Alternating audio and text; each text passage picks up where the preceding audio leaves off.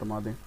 کسی نابالغ بچی کو قاری صاحب کے پاس بیٹھ کے پڑھانے کی گنجائش تو ہے کہ آپ اسے جا کر کلاس میں بھیج رہے ہیں، لیکن بچی بالغ ہے یا بلوغت کے آثار اس پر آ چکے ہیں تو آپ کو قاری صاحب کے پاس بھیجنا، اس سے پڑھوانا ناجائز ہے، بالکل جائز نہیں ہے۔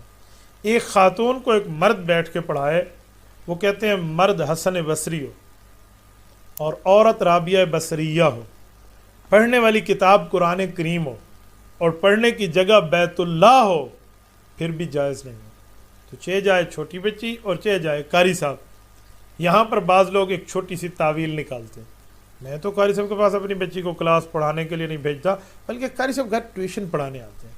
تو میرے بھائی، تو بارش سے بچا اور پرنالے کے نیچے ٹھہر گیا، تو یہ ترتیب بھی غلط ہے۔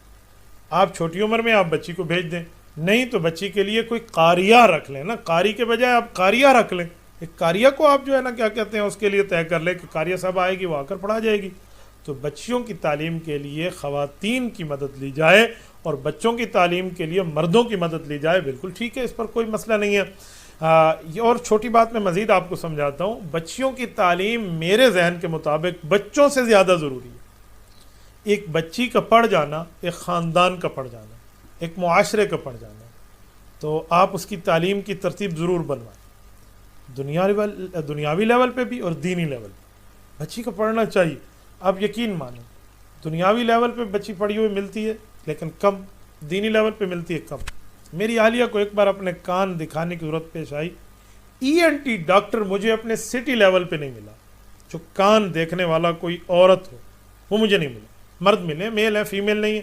میں نے اپنے سٹی DA خان سے بڑھ کے پروونس لیول تک سرچ کیا، میری سرچنگ میں کوئی فیمیل ڈاکٹر ENT میرے خیبر پختونخوا صوبہ میں موجود نہیں تھی۔ آپ مجھے بتائیں میں کیسے چیک کروں؟ اس نے نہیں چیک کرا، اس نے کہا چھوڑ دو، میں نے فلاں لاہور جانا ہے اور ادھر جا کے پنجاب میں چیک کرانا ہے۔ میں نے اس دن سے نیت کی ہے، میں نے کہا میں اپنی بچی کو انشاءاللہ عالمہ بھی بناؤں گا اور اس بچی کو ENT بھی بناؤں گا، تاکہ جو ضرورت مجھے آئی ہے اور مجھے معاملے میں ہمیں یہ دقت پیش آئی ہے، کل کسی اور کی بچی کو نہ آئے۔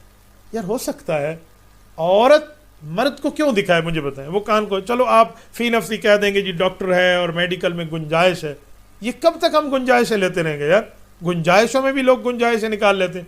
میں نے اس دن ایک بندے کو کہا یہ کام کر لے، یہ شریعت میں احتیاط ہے، اس نے ایک کام آگے بڑھا لیا۔ میں نے کہا یہ کیوں؟ کہتے ہیں احتیاط میں بڑھایا۔ میں نے کہا جب میں نے احتیاط بتائی تو پھر اس احتیاط پہ احتیاط بڑھانا کہاں سے نکل آئے؟ تو یہ گنجائشوں پہ گنجائشیں نکال